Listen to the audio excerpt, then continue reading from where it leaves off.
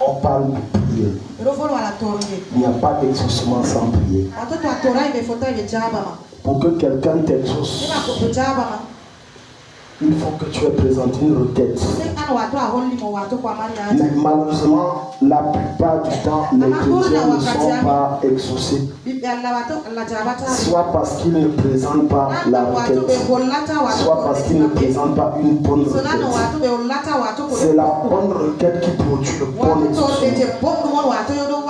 C'est la qualité de ta requête qui enfante la qualité de ton exaucement. Est-ce que quelqu'un peut me dire amen? Tant que tu n'es pas un assoiffé de Dieu, quand tu entres dans sa présence, tu n'auras pas l'exaucement. Gloire à Jésus. La plupart du temps, quand vous entrez, vous n'êtes pas objectif. Vous n'êtes pas focalisé. Vous ne venez pas avec un sourire. Vous prenez Dieu comme votre ami. Voilà pourquoi je dis toujours ceci. Une des erreurs que ne commet jamais. Je te dis pardon, note ça si tu as à ton cahier ton marque ça dans ton âme, au-delà de ton cerveau. Une des erreurs que ne commet jamais, se familiariser avec l'autre. C'est une erreur très dangereuse. C'est une erreur, je vais aller plus loin, qui risque de te coûter la vie. Il y a des gens dont j'ai été obligé d'utiliser les moyens pour les aider. Parce que eux-mêmes, à cause de cette familiarité qu'ils ont créée avec moi, la prière et l'action ne peuvent pas marcher. Mais n'oublie jamais ceci. Tout soutien humain est limité, même si elle vient de nous. Mais lorsque c'est Dieu qui te visite, il n'y a aucune limite. Il n'y a aucune limite. Donc, la manière dont tu côtoies l'onction, dont tu honores l'onction, dont tu respectes l'onction, détermine la qualité de l'exaucement de famille. Plusieurs d'entre vous sont entrés dans la présence de Dieu. Mais au lieu de sortir avec la bénédiction, ils sont sortis avec la malédiction. Quelqu'un ici? Est-ce que tu sais que chaque fois que tu entres dans la présence de Dieu avec la colère, la vertu, la haine et toutes les choses là que le ciel n'aime pas, Dieu ne veut pas que tu n'aies pas t'exaucer. Mais tu sors avec un parfum qui va te détruire. Parce que c'est l'une des choses que Dieu n'aime pas. Tout ce qui est négatif, Dieu n'aime pas ça dans sa présence.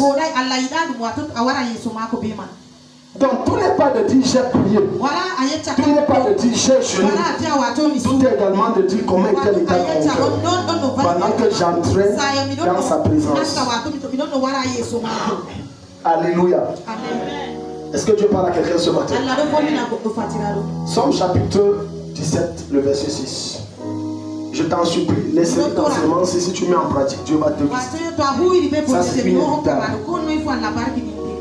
Genèse, Somme chapitre 17, le verset 6. Donc maintenant tu vas te rendre compte d'une chose. Ce n'est pas à force de prier que Dieu t'exauce. Non. Ce n'est pas à force de prier que Dieu t'exauce. Non. Non. Les musulmans prient au moins 5 fois le jour. C'est à force de désirer qu'il te visite, à force de pureté de ton âme et à force de la foi que Dieu t'exauce. Alléluia. Amen. Les gens font trop de choses pour que Dieu les exauce. Mais les gens ne font pas trop de choses que Dieu attend qu'ils fassent pour qu'il les exauce. Il y a un type de prière que si Dieu n'entend pas ça, Dieu ne t'exaucera pas. L'un des moyens les plus aisés pour ouvrir le ciel et permettre à Dieu de t'exaucer avec aisance, c'est de veiller à ce que dans ce que tu demandes à Dieu, que Dieu ait au moins 60% de son intérêt. Quand Dieu n'a pas son intérêt dans ce que tu demandes, je dis fort qu'il te. Quelqu'un ici? Seigneur, je veux la voiture. La voiture que tu veux. L'intérêt de Dieu dans c'est quoi? Beaucoup d'entre vous vous demandez des choses à Dieu et Dieu ne répond pas parce que l'état et l'élan de votre cœur n'est pas pur. Ce n'est pas vrai. Dans votre esprit, vous voulez cette chose pour vous faire voir. C'est pourquoi on t'acclame. C'est pourquoi on te respecte. Ce n'est pas une chose qui fera qu'on te respecte. C'est tout plaît. Il y a deux choses majeures qui feront qu'on te respecte. Premièrement, il y a la manière dont tu te comportes avec l'autre qui fera qu'on te respecte. Deuxièmement, il y a Dieu qui fera qu'on te respecte. Ce n'est pas en disant qu'il me faut tel appui, il me faut tel truc, il me faut telle chose, tel truc qui coûte cher pour qu'on te respecte. Non. Non. Donc tu vas voir tellement de gens faire tellement de choses. Mais il n'y a pas d'exaucement. Ils vont finir par dire que Dieu n'est pas vrai. Non, Dieu est vrai. Quand tu pries, il n'y a pas d'ouverture. Il n'y a pas de suite. Pose-toi la bonne question. Soit c'est que tu n'as pas prié comme il fallait prier. Soit patiente, ça arrive. Patiente, ça vient. La plupart du temps, quand nous recevons les promesses de Dieu, nous voulons que ça se passe ici et maintenant. Mais l'autre jour, le Seigneur t'a enseigné comme un chanteur disant, lorsque Dieu te dit tu es déjà à la fin, comprends que c'est maintenant que ça commence. Verset 6. Maintenant j'en appelle à toi car tu es un Dieu qui répond. Tends vers moi une oreille attentive. Écoute ce que je dis. Tends vers moi une oreille attentive. Écoute ce que je dis. Suis bien frère. L'enseignement, si ça va beaucoup aider l'église. Si l'église pouvait écouter cet enseignement, c'est que tellement de chrétiens comprendraient que même dans les prières que tu présentes à Dieu, il y a un temps. Quand ce n'est pas le moment de présenter la prière que tu peux présenter à Dieu, tu ne te pas. Quand tu ne demandes pas quelque chose, tu as son intérêt, tu ne te pas. Ça sera difficile. Il peut, mais ça sera difficile. Souvenons-nous de Anne. Anne a passé le temps à crier, je veux un enfant. Je veux un enfant. Et c'est la prière que beaucoup de gens veulent. Seigneur, je veux un mari. Seigneur, je veux un travail. Seigneur, je veux un voyage. Seigneur, je veux ceci. Seigneur, ouvre la porte dans cela. Mais sauf que Anne n'avait pas bien formulé sa prière. Maintenant, quand Anne, après tous ces heures, toutes ces multiplicités de jours de jeûne, les mois de jeûne multipliés, les années de jeûne, elle a fini par comprendre après quelques années qu'il fallait mettre Dieu dans ce qu'elle demande. Quelle est la part de Dieu dans ce que tu demandes? Maintenant tu vas voir, Anne va dire, Seigneur, si tu me donnes, je te donne. Ça veut dire, Seigneur, ce que je supplie autant dans ta présence, c'est également ton intérêt dedans. Tu as dit, ah ok, maintenant tu parles plus. Parce que je suis un homme d'affaires. Comme j'ai mon intérêt, prends l'enfant que tu veux. Dans tout ce que tu fais comme projet, où est l'intérêt de Dieu? C'est mon salaire bloqué, où est l'intérêt de Dieu? Je te mets au défi, quelle que soit la chose qui est bloquée dans ta vie, dis seulement à Dieu, Dieu, si tu ouvres ça, je te donne ça. Certains d'entre vous font cette prière, ça ne marche pas parce que tu crois que tu peux. Est-ce que tu sais qu'avant que tu penses ce que tu veux penser, tu as déjà fait ce que tu as pensé? Et tu vas voir quelqu'un du Seigneur, si tu mon agent qui est bloqué, parfois ta demande et le pourcentage que tu donnes à Dieu est tellement faible. D'autres peuvent tromper, dire je te donne la dîme. La dîme, tu n'as pas besoin de promettre à Dieu, c'est obligé, tu dois donner la dîme. Il y a des erreurs que les gens font. L'argent tombe, il prend la dîme, il ne donne pas la dîme, il prend le pourcentage, il donne la dîme. Non, tu retires d'abord la dîme. Maintenant tu retires ce que tu as promis à Dieu. Il n'y a pas d'amen. Ah non, il n'y a pas d'amen. C'est trop d'argent. Quelqu'un va arriver à dire, Seigneur, si tu me donnes les 80 millions qui sont bloqués, je vais te donner 10 millions. Ou bien dis-moi, je vais te donner 500 000. Dans 80 millions, tu ne donnes même pas la 10. Il lui donne 500 000. Tu vois que ta demande est payée. Maintenant, quand le Seigneur veut te visiter, quand le Seigneur veut t'exaucer, il t'exauce à la mesure de l'état de ton cœur et à la mesure de tes capacités à gérer les choses.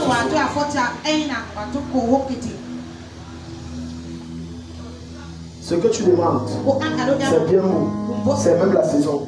Mais tant que tu n'as pas acquis les capacités pour gérer ce que tu demandes, Dieu ne te trouvera pas.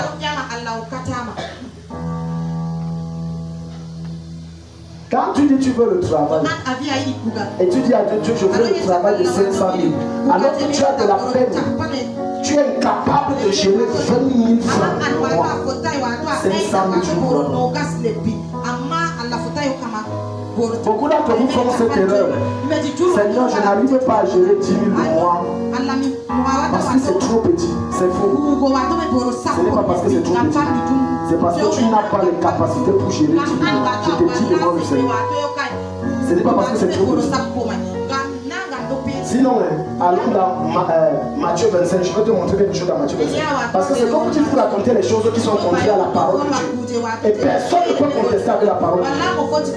Tu vas voir cette femme et tu vas te poser les questions qu'avec les 3 enfants qu'elle a, comment est-ce qu'elle fait pour nourrir les 3 enfants jusqu'à manger comme il y a la maladie dans 25 000 francs. Dans 25 000. Et toi tu es seul, tu dis que je ne peux pas gérer 15 000 pour moi seul. Ça veut dire que moi qui travaillais dans un établissement de la place à l'époque, on me payait 14 000. Et je mens. Et Dieu n'était pas là. C'est faux. Dieu augmentera à la mesure de ta capacité de gestion. Du peu qu'il t'a donné. Plus tu es capable de gérer le peu, plus Dieu augmente. Je peux aller loin. Sur le Saint-Esprit en train de te parler. Quelqu'un qui est habitué au tête ne pourra pas être riche. Dieu refusera de le rendre riche. C'est parce que Satan connaît cette loi spirituelle que le diable veille à vous maintenir dans les dettes. Pour vous maintenir pauvre. Allons loin.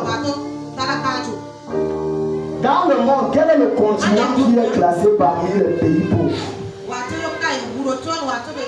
L'Afrique. Tu as peur de parler, mais moi je te dis que c'est l'Afrique. Très bien. Quel est le continent le plus endetté? Hein?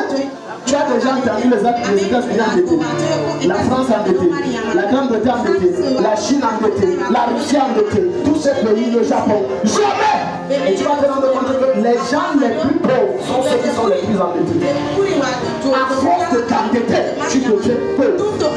Donc ne me dis pas que Dieu va retirer de ses poches, te donner de l'argent pour te rendre riche, augmenter tes avoirs. Alors que toi, tu es un habitué des dettes. L'une des raisons pour lesquelles vous en êtes, c'est qu'elles ne veulent pas vivre avec le peur que Dieu les a mis au-delà.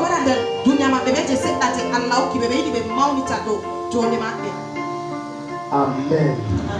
Dis à ton voisin, est-ce que tu as compris ça?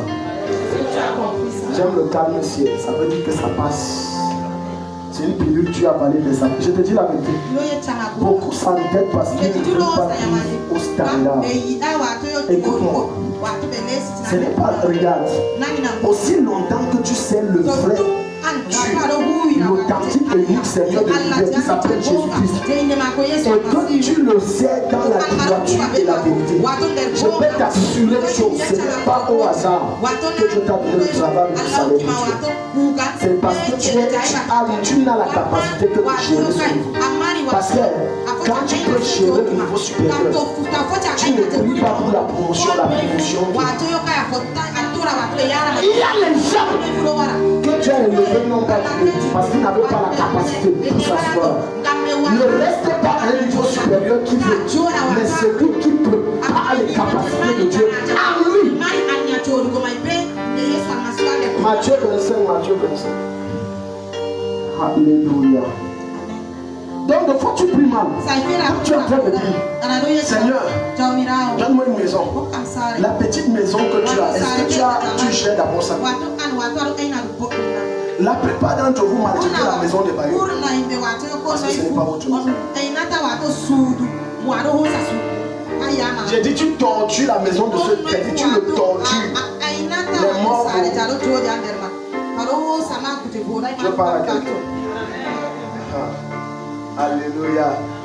Mamite noire. Ça a poussé quand tu fais comme ça. C'est ma maison même. D'abord, il est là, il taxe les choses chez lui. Tout ce que tu es en train de poser comme ça, que tu démontres à Dieu que je ne suis pas digne et je suis incapable de gérer ce que toi tu vas me.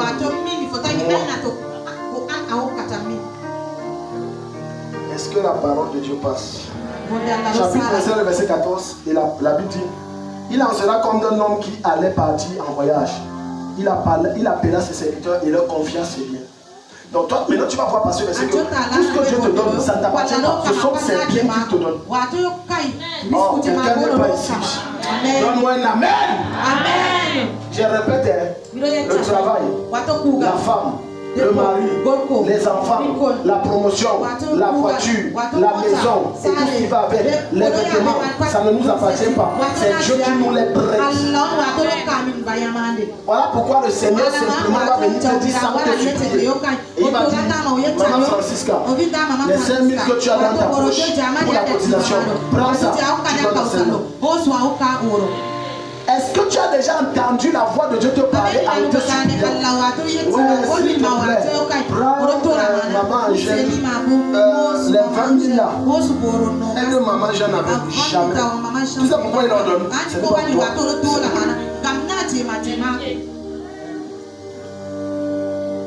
pour toi.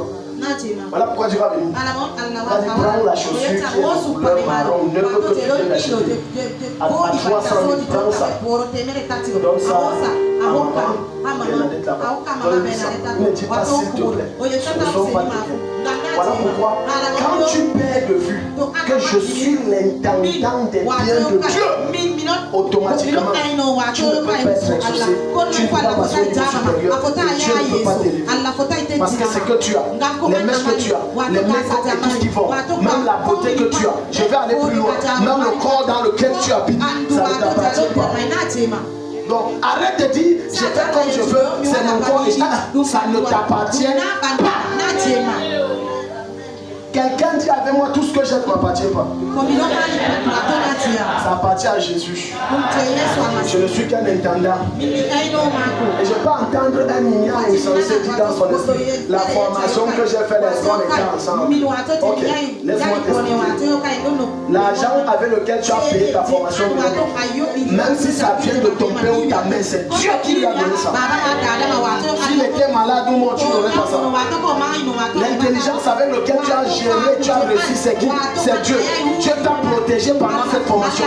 Dieu t'a soutenu, il t'a nourri, il a donné sa force. Pendant la formation, il n'est pas dans l'établissement des gens qui sont morts.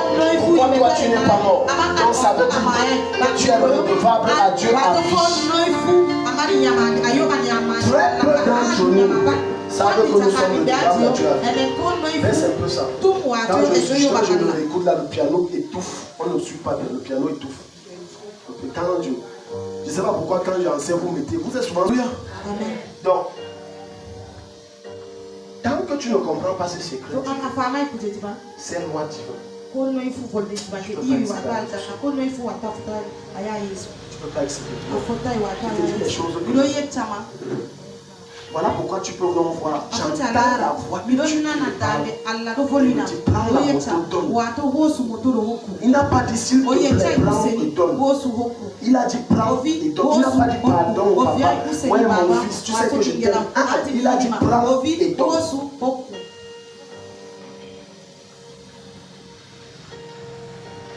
Regarde. Regarde. Parce que quand on lit cette parabole, on croit que c'est une histoire quelconque. Et tout le monde sait que la quasi-totalité des histoires que Jésus va parler du maître, des esclaves et du fils, ça ne parle de personne autre que lui, le Père, ses serviteurs, les prophètes. Ça ne parle que des trois catégories là. Il dit là cela de même.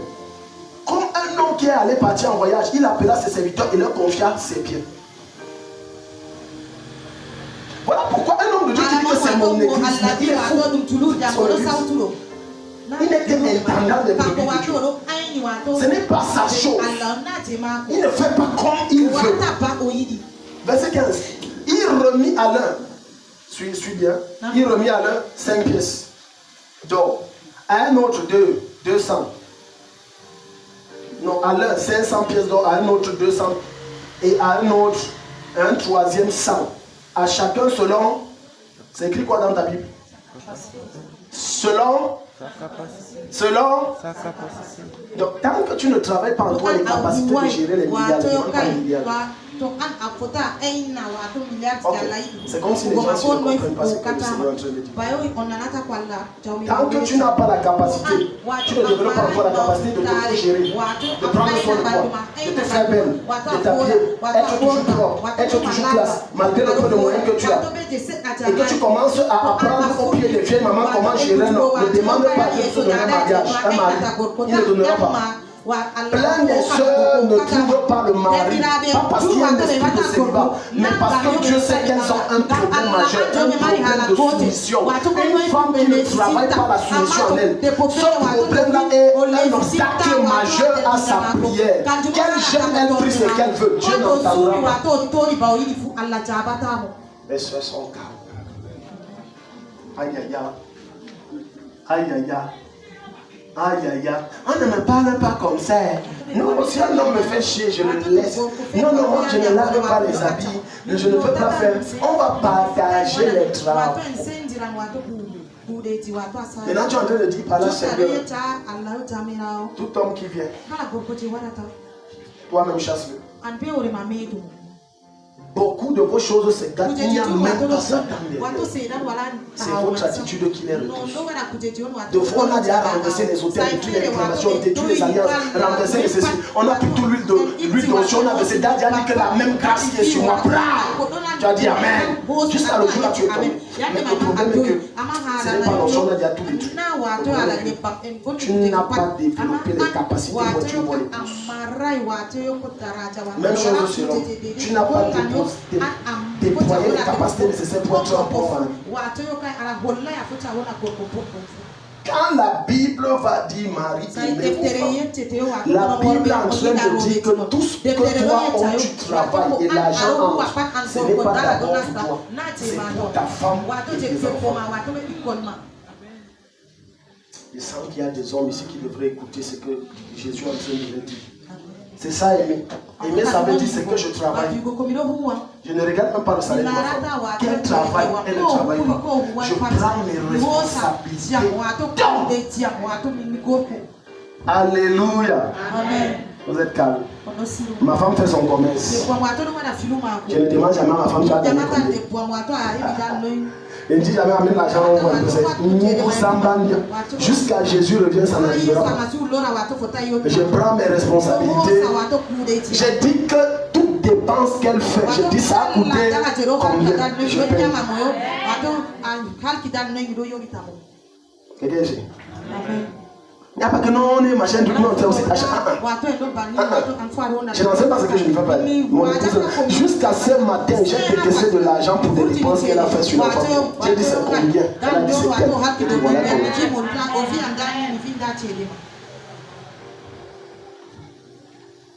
Alléluia. Amen. Vous voulez que Dieu vous exauce. Mais vous n'êtes pas prêt à développer les capacités. Les capacités se développent à partir d'une mort en soi personnelle. Tu vas commencer par détruire ta personne pour laisser Jésus. Maintenant, ces capacités vont s'expandre, elles vont se manifester, elles vont se déployer et on va voir en toi la personne de Christ. Et l'exaucement va être facile. Tellement facile. Tellement facile.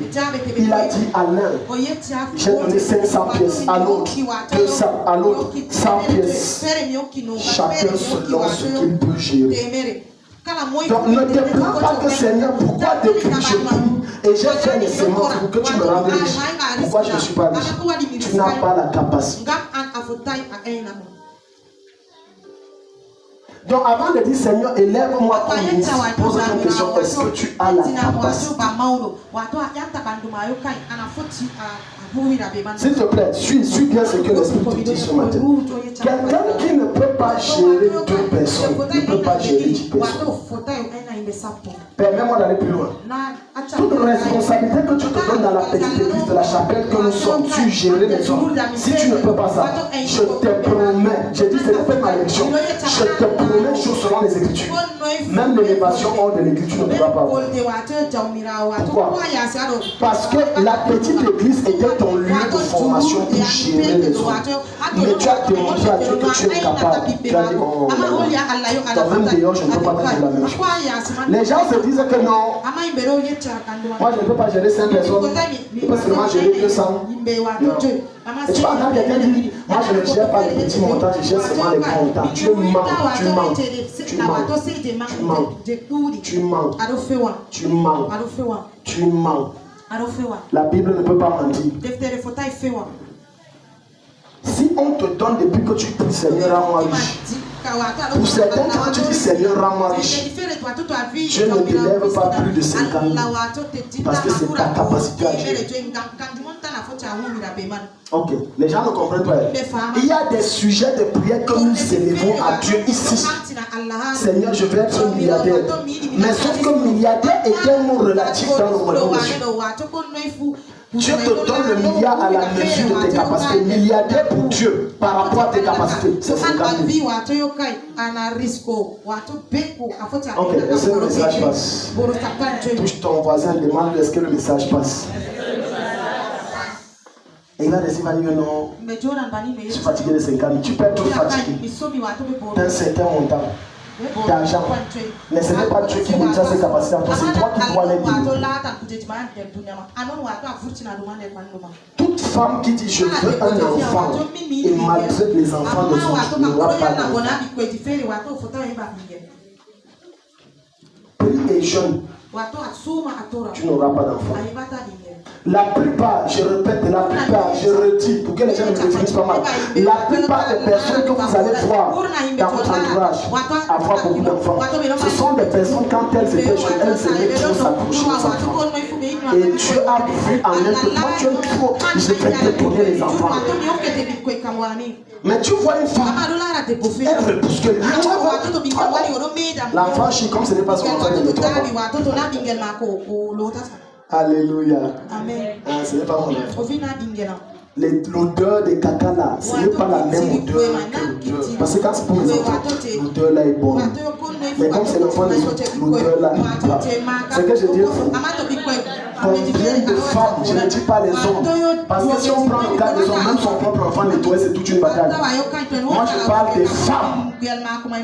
Et dès que vous n'avez pas vécu avec des maris ou quand l'enfant, je dis, oh, va voir ta mère, va voir ta mère. Va voir ta mère, va voir ta mère. Oh, Delph, ton enfant, il n'a pas dit nos enfants, ton enfant a un chien, nettoie-le. Ça c'est les hommes. Ton enfant, il dit pas notre enfant, il dit ton enfant a un chien. Oh, va voir ta mère. Oh, toi tu viens, tu vas voir. Alléluia. Amen. Et tu veux que Dieu t'exauce? Non. Non. Si tu prends à la légère le travail que Dieu t'a donné, Dieu ne t'exauce pas.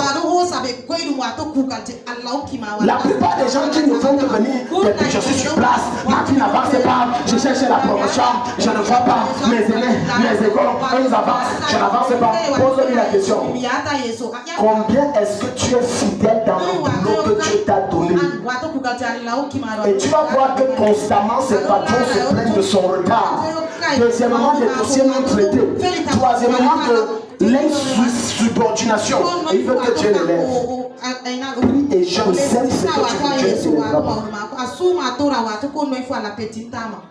Je parle à quelqu'un. L'évangile que j'enseigne là, c'est compliqué. C'est sain. C'est sain. Nous devons chercher les grosses choses. Et tu vas voir quelqu'un ou quelqu'un, tous les jours pour l'impactation, promotion, tous les jours tombent. Mais c'est comme si ça vient dans ton année. Ce n'est pas l'onction que l'homme de Dieu souffre sur elle qui arrive en arrière. C'est son attitude. C'est son attitude. C'est son attitude. C'est son attitude. Si tu n'aimes pas le boulot que tu fais, abandonne. Démissionne. Rentre au quartier, vends le tomate. Parce que la plupart des gens qui ne connaissent pas l'élévation dans leur lieu de service, c'est les personnes qui n'aiment pas leur travail. Combien est-ce que tu es passionné par ce que tu fais? Je peux aller loin. Pardon, suis. Une femme qui aime vendre, qui aime fabriquer et vendre les beignets. La manière qu'elle conçoit et pétrit ses beignets, n'ayant pas mis que les ingrédients que l'autre a fait. Ces beignets seront toujours plus bons que l'autre qui met le lait dessus. Parce que la manière dont elle s'applique sur ça, ça soigne parfait. Ça soigne parfait. Certains d'entre vous, vous asseyez devant vos marchandises, c'est comme si on t'a froncé. La bouche est pointillée, les sourcils froncés. C'est combien la mère? C'est 500. On t'a forcé d'être là-bas. Ouais, maman, je n'ai que 350. Mais ma mère, qui là-bas sorcier. Et après, la même maman s'est plainte, le commerce est dur. Le commerce est dur. Depuis un mois, je ne vends pas. Le commerce est dur.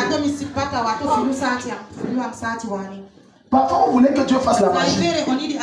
Tu te comportes mal devant ta marchandise et tu chasses tes clients. Et tu exiges qu'une onction descende sur toi pour attirer les clients. Ça ne peut pas se faire. Quelqu'un dit cela ne se peut. Même si tu empruntes une dizaine, cela ne se peut. Ceux qui ont fait la suite comprennent de quoi je parle. Alléluia. Non. Non. Si à chaque fois que je devais vous recevoir, les mardis, comme c'est le jour du suivi spirituel, je devais toujours être comme ça. Je t'assure que beaucoup là à distance auraient vu comme ça, auraient dit que mon problème vient de partir.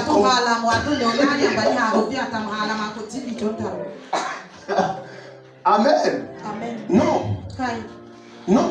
Il y a une manière que tu provoques l'exaucement divin par l'odeur de ton humeur que tu dégages, par l'odeur de ton attitude, par l'odeur et le signe et le langage de ton visage, qui fait en sorte que Dieu, même s'il n'avait pas prévu envoyer les clients le jour-là, il envoie. Plusieurs d'entre vous ne savent pas que leur comportement c'est un langage spirituel.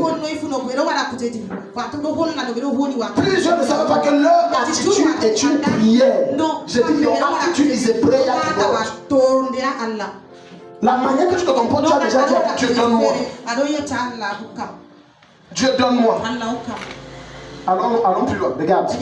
Quand tu vas examiner la vie d'Abraham, montre-moi un verset où Abraham passait le temps à juger que Dieu touche la promesse. Mais Abraham savait comment toucher le cœur de Dieu par son attitude. La preuve, allons loin. On n'a pas de temps. Oh, le temps. Attends, je vais te montrer. Allons dans le livre de Genèse. Dis à ton voisin, ta Bible. Alléluia. Je vais te montrer quelque chose. Et c'est ce que beaucoup d'entre vous ne faites pas pour provoquer la visitation de Dieu. Pour provoquer l'exaucement. Je vais te montrer quelque chose. Elle est Kérodia. Alléluia. Amen. Oh.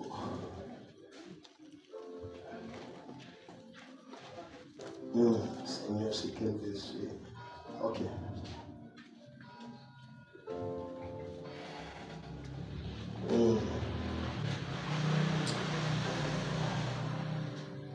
Alléluia. Amen.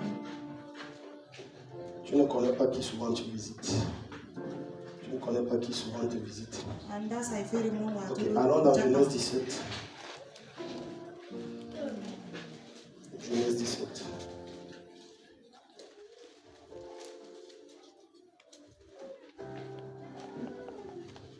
Ce n'est même pas Genèse 17. Je cherche un verset là.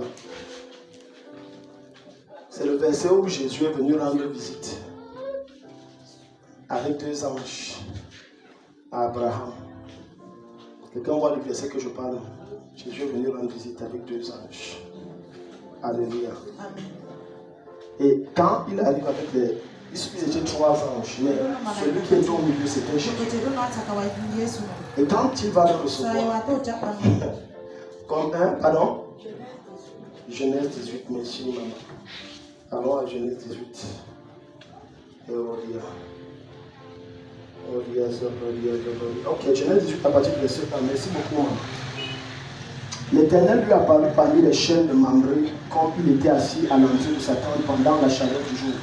Il leva les yeux et regarda, voici 3 hommes étaient debout près de lui. Quand il les vit, il courut au-devant d'eux, depuis l'entrée de sa tente et se prosterna en terre. Se prosterna où?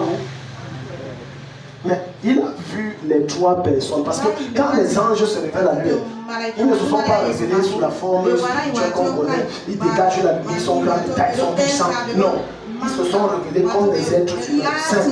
Mais lui qui est un homme d'esprit a perçu que ce sont les anges. Et celui qui est au milieu, c'est Jésus. Maintenant, regarde. Il dit, Seigneur, si j'ai trouvé grâce à tes yeux, ne passe point, je te prie loin de ton serviteur. Ça veut dire, pardon, dors ici. Arrête-toi ici. Même si c'est pour 1 minute. Je sais que si tu entres dans ma maison, même pour 1 minute, ma vie va changer. Permettez qu'on apporte un peu d'eau pour vous laver les pieds. Et reposez-vous sous cet arbre. J'irai prendre un morceau du pain pour fortifier votre cœur. Après quoi, vous continuerez votre route. Car c'est pour cela que vous passez près de votre serviteur. Il répondit, fais comme tu l'as dit. Abraham alla promptement dans sa tente vers Sarah et il dit, vite, 3 mesures de fleurs de farine, petit, et fais le gâteau. Et Abraham courut à son troupeau, prit un veau tendre et bon, et le donna à un serviteur qui se hâta de l'apprêter. Il prit encore de la crème, etc. Alors maintenant, on va aller. L'Éternel dit à Abraham, verset 13, pourquoi donc, prenons même le verset 10. L'un d'entre eux dit, je reviendrai vers toi à cette même période, à cette même époque, et voici Sarah, ta femme, aura un fils. Sarah écoutait à l'entrée de la tente qui était derrière lui. Abraham et Sarah étaient vieux, avancés en âge. Sarah ne pouvait plus espérer avoir des enfants. Ce qui a provoqué ça, c'est l'attitude. Regarde comment il les a reçus. Regarde comment il les a reçus. Ne les connaissant pas. Mais par le discernement de l'esprit, ils ont pu percevoir que ça, ce sont des saints hommes de Dieu. Quand il a relâché cette promesse, Jésus n'a pas prié. Ça ne s'est pas accompli parce qu'il est Dieu. Non, ça s'est accompli parce qu'Abraham a eu la bonne attitude qu'il fallait à l'égard de Dieu. Plusieurs d'entre vous ont fait beaucoup d'églises. Et en faisant beaucoup d'églises, on récolté beaucoup de malédictions. Ok.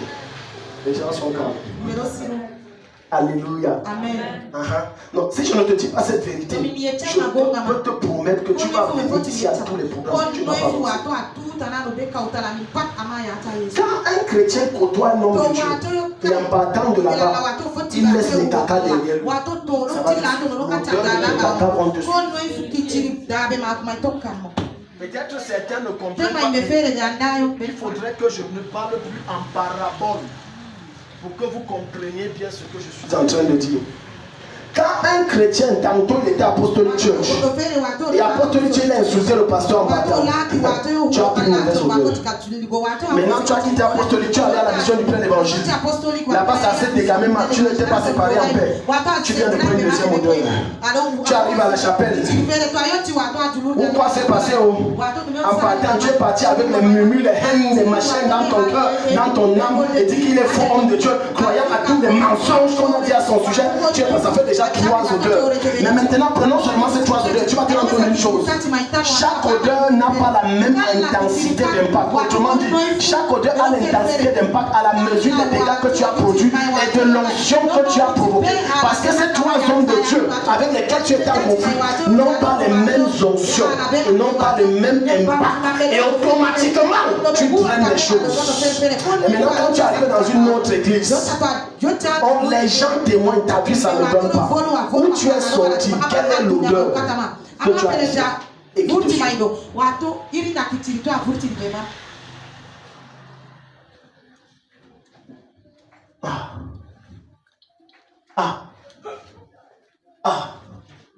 Le calme règne dans la salle. Il se fit entendre un silence d'à peu près plus d'une demi-heure dans le ciel. Tu as lu ça dans l'Apocalypse, le calme. Avant de dire que les démons t'attaquent, pose-toi la question. Moi-même, je n'ai pas payé ces démons. Quand tu insultes loin de Dieu, Même si c'est un soulard, c'est un nom de Dieu. Même si c'est un coureur de jupons, c'est un nom de Dieu. Écoute. Les gens prennent les choses spirituelles trop à la légère. Même si l'homme de Dieu, si son problème c'est les femmes, il t'a fait la cour. C'est un homme de Dieu. Fais attention. Même si cet homme de Dieu s'appelle Saül et qu'à chaque certaine heure de la nuit ou de la journée en plein culte pendant qu'il prêche la folie, le prêtre se déshabille, ouvre sa nudité. Ne parle pas. Ne pense même pas. Couvre-le. Parce que c'est un loin de Dieu. Maintenant tu vas voir un David qui à 3 reprises Dieu l'a éprouvé. Il a réussi l'épreuve. 3 reprises Dieu lui a permis de salir cet homme de Dieu qui fut jadis son mentor, son pasteur. L'opportunité s'est présentée. Mais il a fait ça. Même les frères en Christ qui étaient à côté ont dit à David, c'est Dieu qui le livre. Tu es en train de l'exposer. Tu es en train de montrer comment il est faux. Mais David a dit que quelle part j'ai avec la maison de Saül, arrière de moi Satan. Je ne peux pas lever la main contre le nom de Dieu. Le monsieur a un esprit de folie. Mais il dit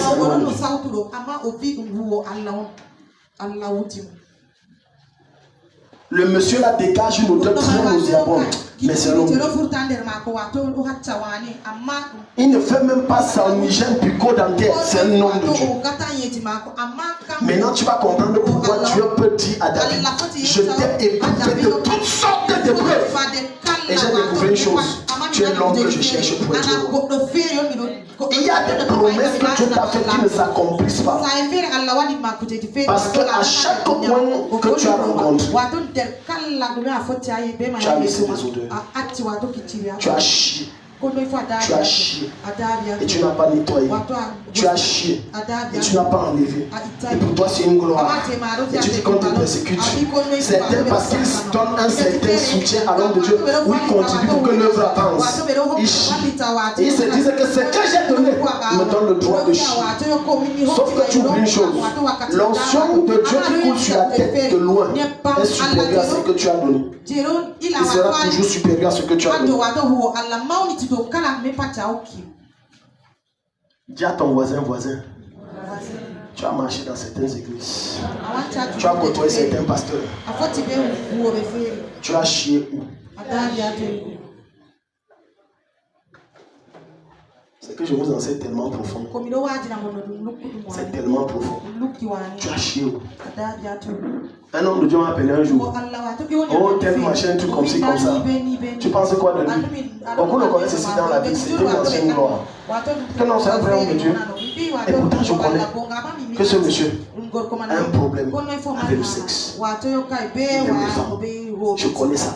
Mais avec l'autre loin de Dieu qui m'a appelé, j'ai refusé de discuter de ça. J'ai dit, c'est un vrai homme de Dieu. Il sait Jésus. Mais je connais que ce monsieur a un autre problème. C'est l'argent. L'argent, c'est son vrai Dieu. Mais j'ai dit que non, je ne peux pas causer de cela. J'ai dit, c'est un vrai homme de Dieu. C'est que tu attends que ça sorte de ma bouche sans sortir. Parce qu'il y a des choses qui bloquent vos prières. Des accusations futiles fondées contre des soins qui bloquent également votre exaucement. Il serait sage de te taire et de ne parler que de cet homme que tu connais. C'est un vrai homme de Dieu. C'est un bon frère. Non, c'est une bonne maman. Moi, je n'ai pas. Alors que vous avez eu un différent. Mais laisse ton différent de côté. Pense à demain. Ne permets pas qu'un obstacle quelconque puisse se tenir sur votre chemin et t'empêcher d'accéder à ce que Dieu t'a réservé. Quelqu'un dit avec moi, Père. Dis avec moi, Père. Aie pitié de moi. J'ai dit des choses.